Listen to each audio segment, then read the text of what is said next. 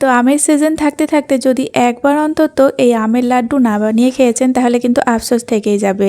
একদম নতুনভাবে বানানো আমের এই লাড্ডু একবার বাড়িতে বানিয়ে খেয়ে দেখুন, দোকানের মতিচুর লাড্ডু খাওয়ার কথাই ভুলে যাবেন।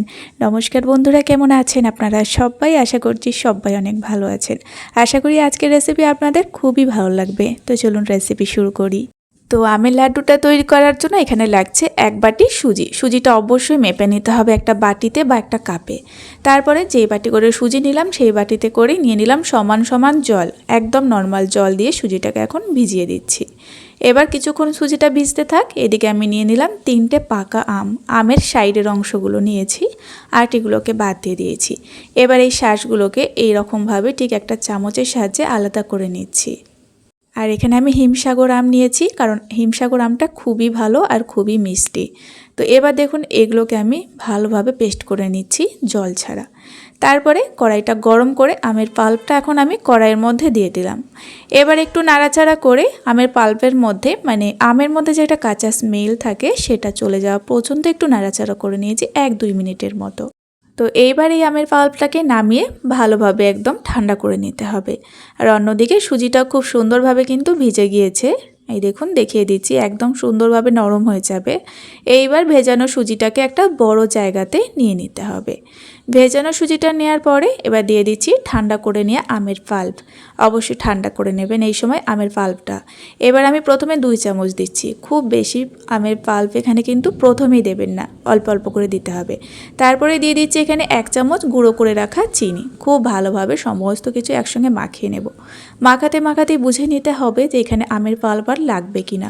দেখুন এখানে কিন্তু আর একটু আমের পাল্পের দরকার নেই, খুব ভালোভাবে মাখানো হয়ে গিয়েছে। এর থেকে বেশি যদি আমের পাল্প এখানে দেওয়া হয় তাহলে কিন্তু এই মিশ্রণটা নরম হয়ে যাবে, সেক্ষেত্রে কিন্তু এখানে লাড্ডু তৈরি করা যাবে না।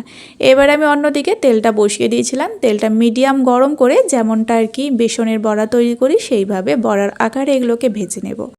তবে বেসনের বড়া যেমন একদম মচমচে করে ভাজা হয়, এটা কিন্তু অতটা মচমচে করে ভাজা হবে না। একটু সফট রেখে ভেজে নিতে হবে। একটু উল্টে পাল্টে নাড়াচাড়া করে ভেজে নিচ্ছি।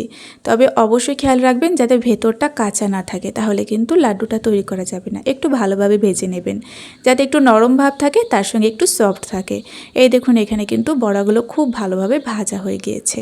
আপনাদের আমি একটা দেখিয়ে দিচ্ছি যে বড়াগুলো ঠিক কেমন হবে। দেখুন একদম সফট থাকবে অথচ ভেতরটা ভালোভাবে কিন্তু ভাজা হবে। এবার এগুলোকে একটুখানি ভালোভাবে ঠান্ডা করে নিয়েছি, মানে বড়াগুলোকে ভালোভাবে ঠান্ডা করে নেওয়ার পরে একটা মিক্সিং জারের মধ্যে এইভাবে ছিঁড়ে ছিঁড়ে নিয়ে নিচ্ছি।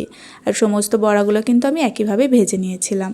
তারপরে একদম ভালোভাবে এখন গুঁড়ো করে নেব। ভালোভাবে বলতে খুব বেশিক্ষণ কিন্তু মিক্সিং জারটাকে ঘোরানো যাবে না, জাস্ট 1 থেকে 2 মিনিট। আর এই দেখুন আমি ভালোভাবে এটাকে আর কি গুঁড়ো করে নিয়েছি।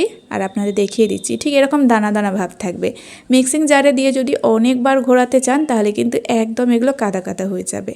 এইভাবে কিন্তু একটু দানা দানা ভাব রেখে এটাকে গুঁড়িয়ে নিতে হবে। তো এবার কিন্তু ফাইনালি তৈরি করতে হবে চিনির শিরা লাড্ডু তৈরি করার জন্য। সেই বাটির মাপ করে 1 বাটি চিনি 1 বাটি জল দিলাম। যতটা চিনি ততটাই জল দিতে হবে। ফ্লেভারের জন্য 2টো এলাচ ফাটিয়ে দিয়ে দিলাম।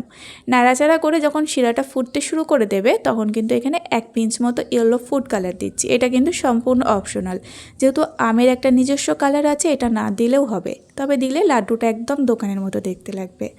ফুড কালারটা ভালোভাবে মিশে গেলে তো এইবার শিরাটাকে একটুখানি ফুটিয়ে নিতে হবে যতক্ষণ না পর্যন্ত একটু চিটচিটে হয়ে যাচ্ছে। 1 তার 2 তার নয়, দেখবেন কিছুক্ষণ ফোটানোর পরে হাতের মধ্যে ঠিক এরকম আঠা আঠা হয়ে লেগে লেগে যাবে। ঠিক এরকম যখন হয়ে যাবে তখনই এখানে দিয়ে দিতে হবে লাড্ডুর যে মিশ্রণটা তৈরি করেছিলাম সেটা। দেয়া মাত্রই কিন্তু একদম ফ্লেমটা লোতে রেখে জাস্ট একটু মিশিয়ে নিতে হবে শিরার সঙ্গে। যখনই ভালোভাবে মিশে যাবে তারপরে ঢেকে দিয়ে একদম ফ্লেমটাকে অফ করে দিতে হবে আর একটু ঠান্ডা হয়ে যাওয়ার পর্যন্ত অপেক্ষা করতে হবে। মিনিট 15 থেকে 20 হয়েছে, চাপাটা খুলে নিয়েছি। দেখুন শিরাটা একদম সোপ করে নিয়েছে। আরও 2টো কাজ আছে এখানে, একদম কিন্তু দোকানের মতো দেখতে লাগবে, সেই জন্য দিয়ে দিচ্ছি এখানে 4 মগজ কিছুটা পরিমাণে, আর দিয়ে দিচ্ছি 1 চামচ ঘি।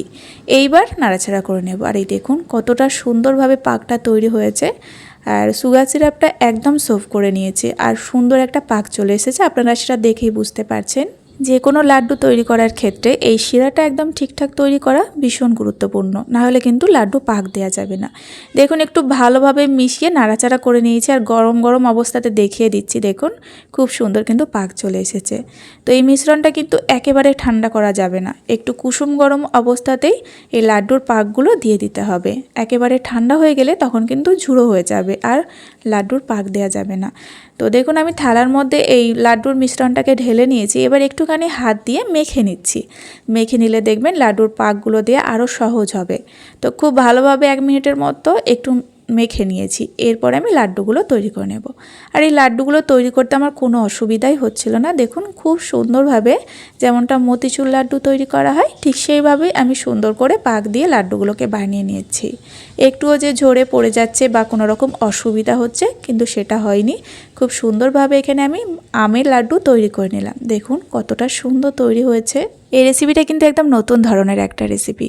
যেহেতু আমের সিজন তাই এভাবে আপনাদের সঙ্গে শেয়ার করলাম আমের লাড্ডু। দেখুন আমের লাড্ডু কেউ বিশ্বাসই করবে না, খেতেও যেমন সুস্বাদু, বানানো দেখুন কতটা সহজ। তো বন্ধুরা আজকের রেসিপিটা আপনাদের কেমন লাগলো অবশ্যই একটা কমেন্ট করে জানাবেন, তার সঙ্গে ভিডিওটা শেয়ার করবেন। আর আপনি যদি ভিডিওটা সম্পূর্ণ দেখে থাকেন অনুরোধ রইল চ্যানেলটিকে সাবস্ক্রাইব করে পাশে থাকবেন। আজ এই পর্যন্তই, ফিরে আসবো নতুন কোনো রেসিপি নিয়ে। আপনারা সকলেই ভালো থাকবেন এবং সাবধানে থাকবেন।